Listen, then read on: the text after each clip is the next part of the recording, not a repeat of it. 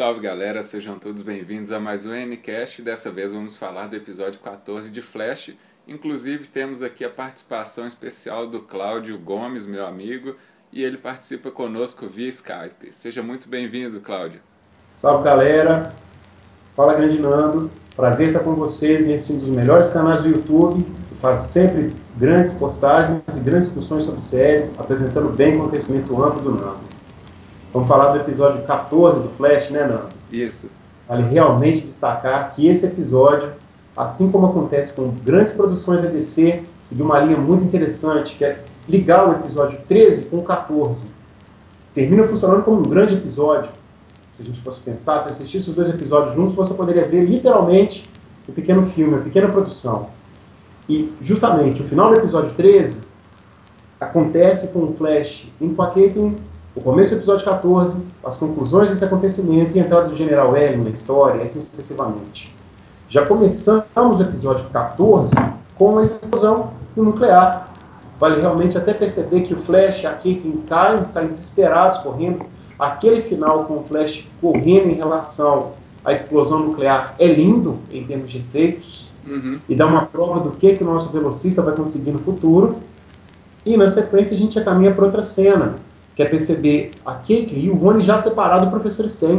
Essa transição de conseguir fazer a separação foi algo bem interessante na série. Em outro momento, Barry e Joe vão até a casa antiga de Barry e lá encontram o espelho que Joe e Cisco haviam encontrado naquele episódio anterior. Joe resolve lhe mostrar o que eles descobriram. Assim que liga aquele dispositivo, é projetada a imagem onde os dois flashes, né, o flash normal e o flash reverso aparecem, bem como sua mãe.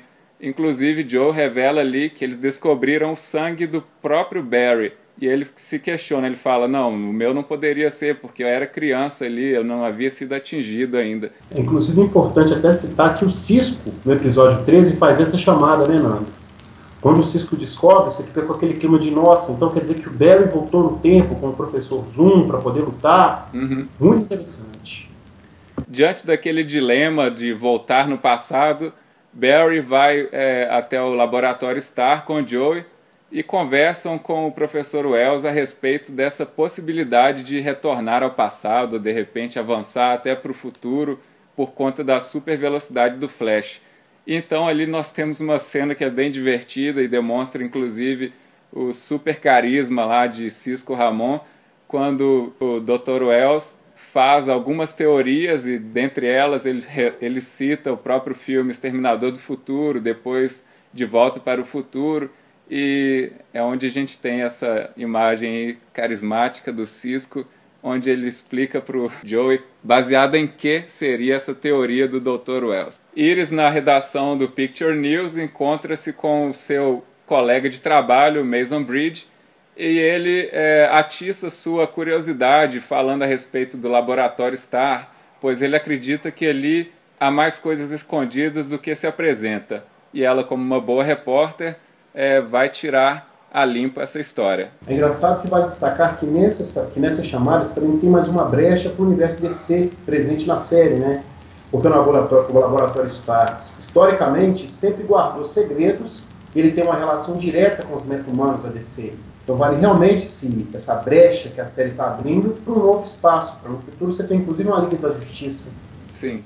Insatisfeito com a resposta do Dr. Wells a respeito de viagem temporal, Cisco recomenda a Barry visitar o professor Stein, que é alguém que já havia desenvolvido uma pesquisa de universidade a respeito desse tema. E quando chega lá, é engraçado, inclusive, a gente vê a ligação que existe entre o professor Stein e também o Rony. Isso é dado, a gente tem aí exemplo, o gosto de pizza. Na verdade, quem gosta de pizza é o Rony, não o professor Stein. Porém, este último acaba tendo também, por causa da ligação, né, que os dois possuem, este gosto em comum. Quando o Barry chega lá, os dois conversam, o professor Stein, muito empolgado, fala até que gostaria de voltar ao passado, conversar com alguns gênios que criaram coisas essenciais para a nossa vida hoje, mas Barry lhe diz que sim, ele já havia voltado no passado, não o próprio Barry atual, mas um Barry do futuro. E a pior notícia que ele tem nessa situação toda, que ele constata, é exatamente que ele está destinado a falhar, mas é falhar com sua mãe, ele não tem como salvá-la.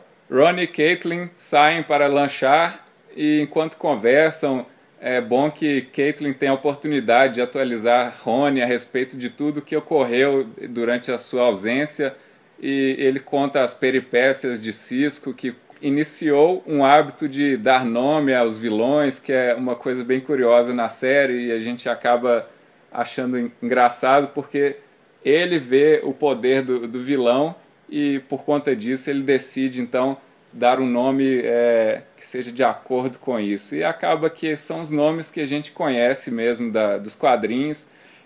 Aí outra coisa que acontece nessa cena é que há uma invasão pelo exército, inclusive. No momento em que Ron é atingido, o professor Stein também sente, por causa da ligação que os dois possuem, esse medo, aquela emoção toda que Ron está passando. Então ele avisa ao Barry que Ron está em perigo.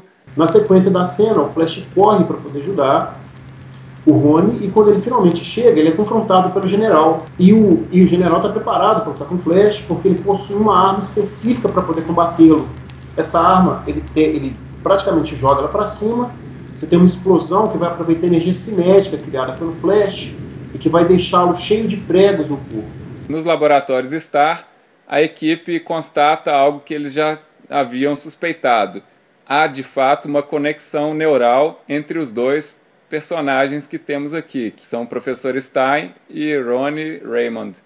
Na sequência, é interessante perceber que o Ronnie e a Caitlin vão junto com o Barry para a casa do detetive Joe para poder se hospedar lá. Inclusive tem uma chamada cômica divertidíssima, porque a Iris entra para poder fazer o almoço para eles, e nessa sequência ela diz, tem mais gente para poder comer. A Caitlin apresenta o Ronnie como primo dela, e essa apresentação serve para poder tentar disfarçar para Iris quem era o Ronnie verdadeiramente. O Dr. Harrison Wells recebe a visita do General Eiling, que anteriormente havia lhe falado a respeito de Flash. Ele sabe exatamente quem é o Flash, que é o Barry Allen. Assim sendo, ele vai até o Dr. Harrison Wells para solicitar que ele lhe entregue o nuclear. Claramente ele diz que não sabe o segredo do nuclear, mas sabe quem são as pessoas. Então, em uma situação de traição, a gente fica até revoltado naquela cena, ele resolve entregar o professor Stein para o exército. Na cena seguinte, temos uma conversa entre Iris e o Mason. É interessante perceber que nessa conversa antes, a Iris já tinha identificado o rosto do Ronnie, feito uma relação desse rosto com o rosto do nuclear, do Firestorm, e na mesma proporção, o Mason cita para Iris que aconteceu uma ação militar dentro da lanchonete onde o Ronnie estava. Mesmo ela não sabendo que o Ronnie estava lá, o Mason faz essa citação. É tanto que na cena seguinte, nós temos a relação construída entre o professor Stein e o Ronnie de forma bem mais clara, identificando que os dois pertencem quase que a um corpo só, mesmo estando separados. Quando, após sofrer torturas, o professor Stein começa a tentar identificar para o Ronnie aonde ele se localizava. E o Ronnie, teoricamente, parte para tentar ajudá-lo junto com o Barry. De posse dessa informação, Barry e Ronnie, que se despede de Caitlin, vão em busca do professor Stein na base militar onde eles se localizavam. Chegando lá, eles são confrontados pelo exército, que estava protegendo a base, e Barry tem que agir enquanto Flash. A luta se desenrola e o exército utiliza mais uma arma preparada exclusivamente para confrontar meta-humanos, que é um míssil que é atirado contra o Flash. Esse míssil, que é constituído de fósforo, é lançado contra o Flash, e o Flash fica obrigado a começar a correr para poder não sofrer nenhum tipo de dano causado pelo fósforo no corpo, que vai literalmente queimando a pele dele. Essa é uma das cenas bem interessantes do episódio, porque na sequência, já transformados em nuclear, em Firestorm, que é indiscutivelmente um dos personagens mais legais do universo DC, né? Ronnie e o professor Stein, com a mente sincronizada, partem para confrontar o general e o exército, numa luta que mostra verdadeiramente os poderes do nuclear. Nessa parte, vale a relação que o nuclear tem e que sempre teve de confrontar as Forças Armadas dos Estados Unidos, presentes, por exemplo, na saudosa Superpower, publicadas pela editora Abril. Aí depois disso temos a cena que é bem legal, inclusive, onde o Ronnie, já transformado em nuclear, volta para casa voando, né, em chamas, e Flash correndo. É uma cena que mostra mesmo a era dos super-heróis, basicamente, nas séries. E é importante perceber que essa série é uma junção para muitos dos grandes fãs do universo DC, né? Porque tanto o Flash quanto o Nuclear são heróis que têm um apelo popular muito forte. Eles têm um apelo muito ligado ao público que gosta dessas relações de heróis adolescentes, que contrapõem situações. E colocar os dois voando nessa cena ficou espetacular para praticamente todos os fãs. Com certeza. E logo após a gente tem aí essa cena onde mostra separação dos dois, e o que é interessante, inclusive, é que quando os dois se unem nesse episódio aqui em especial, eles têm a orientação do Dr. Harrison Wells, que lhes diz para aceitarem um ao outro. E aí é incrível, por conta dessa aceitação de ambos, é que ocorre uma fusão perfeita, onde eles conseguem ter o controle equilibrado da pessoa, sendo que um orienta o outro mentalmente, enquanto o outro controla o corpo. Apesar de ser uma coisa confusa, essa é a realidade do Nuclear nos quadrinhos. Ele também acha confuso ter que ficar com uma pessoa na cabeça o tempo inteiro. E é interessante perceber que essa relação fica tão forte que ela pode ser vista não só representada nas revistas de forma clara, até para o Nuclear, que participa da Noite Mais Densa, né, ou que está presente na história, na Noite Mais Densa, e que já são outras duas pessoas, mas esse conflito entre as personalidades é algo marcante da personagem. E uma coisa que também é importante, que o Nando citou, é perceber que, nesse momento, tanto o Professor Stein quanto o Rony conseguem decidir quem vai ficar com quem em relação às namoradas. Um corpo aparece, mas nesse momento eu sou o Professor Stein ou eu sou o Rony. Infelizmente, o Professor Stein e Rony percebem que a sua permanência naquele local colocaria em risco não só as suas amadas namorada e esposa, mas também toda a equipe, tendo em vista que eles irão para um local onde poderão aprender mais a respeito dos seus poderes, e possivelmente eles farão mais participações na série nos próximos episódios, mas talvez haja aí um espaço como se fosse o período de treinamento do Nuclear. Infelizmente aí é uma cena triste, porque a gente percebe o sentimento mesmo entre esses dois casais, inclusive entre os amigos ali, porque é uma despedida sem prévia de retorno. Eu acho que assim, que sempre é ponto forte demais na série, esses apelos emocionais que tornam esses super-heróis, como se fosse um paradoxo.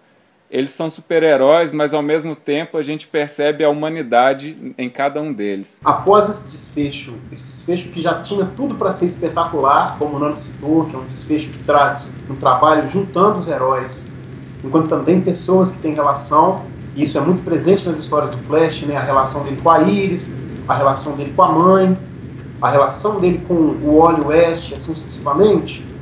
Nós temos o final da série com algo espetacular, que é quando vestido enquanto o Flash Reverso, Dr. Wells literalmente pega o General Wily e leva ele para o subsolo. E no subsolo nós temos a construção de dois grandes antagonistas do Flash. Para você que é fã da série, primeiro fica a dica, lá vai o spoiler. Mas verdadeiramente o Gorilla Grodd aparece na cena.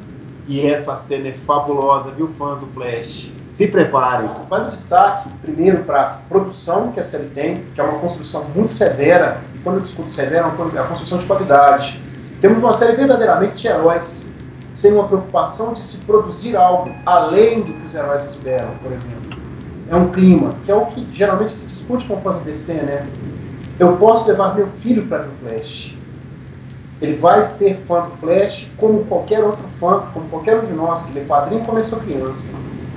Segunda construção, a presença do Nuclear ser significativa. Começamos a ter a chamada de uma Liga da Justiça na televisão, viu, rapazes? E preparem-se, o Super-Homem vai voar com a Super-Moça. Bom, aí a gente encerra o episódio. só que fica, como o Cláudio bem disse, ficam aí abertas várias possibilidades para a gente ter não só essa possível liga, a aparição aí do Grodd, acho que é fenomenal, realmente ele já havia sido meio que como um easter egg mencionado no primeiro episódio, inclusive, da série. Porém, agora ele é uma realidade. E isso é ruim para o Flash, inclusive, porque a gente sabe que ele é um super vilão, um dos pesos pesados da DC e que vai, com certeza, ali infernizar bastante a vida do nosso super-herói. O que eu acho também interessante sempre falar é que essa série ela tem crescido em roteiros. Nós percebemos aí, como o Cláudio já havia introduzido anteriormente, esse episódio 14 ele é uma sequência do episódio 13, sendo que o 13 já era um grande episódio, era grande em qualidade. Agora no 14 nós tivemos uma superação disso. A gente já havia conversado antes até no nosso grupo lá de WhatsApp a respeito dessas questões, e com toda certeza os fãs, tanto os de quadrinho quanto os que não são colecionadores, eles conseguem perceber aí essa qualidade crescente nos roteiros. Com toda certeza essa é uma série que vale a pena para todos os fãs. Inclusive também em uma conversa lá do nosso grupo de WhatsApp, eu bati um papo com o Adriano e ele foi e me alertou a respeito da existência de outros flashes reversos. E também alguém lá questionou, mas quantos existem? A proporção é a mesma para a existência de flashes. Tantos flashes existem quanto flashes reversos. Ou seja, numa pesquisa que eu fiz, eu vi pelo menos 5 que eles citam. O Cláudio falou aí que tem 2 que são importantes. Quais são eles, Cláudio? O que está sendo apresentado como namorado da Iris, né, que tem o mesmo sobrenome de um dos Flash reversos, e o que o professor Wells representa. Os 2 Flash reversos, teoricamente principais, um vai matar a mãe do Flash, né, e o segundo volta no futuro, vale um spoiler para quem não leu, e mata a Iris West. Pois então, a gente tem então abertura para situações bem incríveis, inclusive quando a gente tem aqueles 2 flash reverso num daqueles episódios anteriores. Eu também naquela época não sabia da existência de mais de um flash reverso, então fiquei encucado, até cheguei a cogitar que fosse talvez obra de um vilão que fosse transmorfo, mas não foi o caso, como o próprio Cláudio deixou claro aqui. Existem 2 que são mais comuns ou mais famosos aí no universo DC, então a gente fica aí esperando para saber quem é esse outro, mas o Harrison Wells já está para lá de sabido que ele é sim um Flash reverso. Resta a gente saber se esse é o nome dele real, porque provavelmente, como ele está vindo do futuro, talvez ele tenha um outro nome lá. Vale destacar, e aí, Fernando, vale realmente destacar que a série ela tem conseguido fazer algo que é bem interessante, porque ela pega muito do bom que o Flash tem de quadrinhos, muito das grandes sacadas que o Flash apresentou historicamente, e insere na série de forma clara para o roteiro. Então, quando eu tenho, por exemplo, a presença do Capitão Frio, quando eu tenho a presença do Grodd, a presença de um Flash reverso, a relação do Flash com o Flash reverso, isso dá uma possibilidade enorme de boas construções, de roteiros mais fortes e de trabalhar bem a série. Então caminhamos a passos largos para continuar com uma boa série do Flash. Então, longevidade ao Flash. Longevidade. Bom, pessoal, eu creio que seja isso. E só uma outra curiosidade. Os primeiros episódios de Flash são escritos pelo Geoff Johns, que é um roteirista famosíssimo aí pela Liga da Justiça, inclusive responsável pelo Flash. Então, acredito que isso também seja uma das explicações para o sucesso dessa série. Espero sim que sempre eles tenham a orientação de alguém que tem conhecimento a respeito do personagem, para que a série não se perca como diversas outras, tipo Smallville, por exemplo, onde o personagem principal vai seguindo uma trilha em que os fãs vão ficando cada vez mais decepcionados. Bom, a gente vai ficando por aqui. Agradeço a participação do Cláudio. Espero que você volte mais vezes. Mas então é isso, pessoal. Até breve.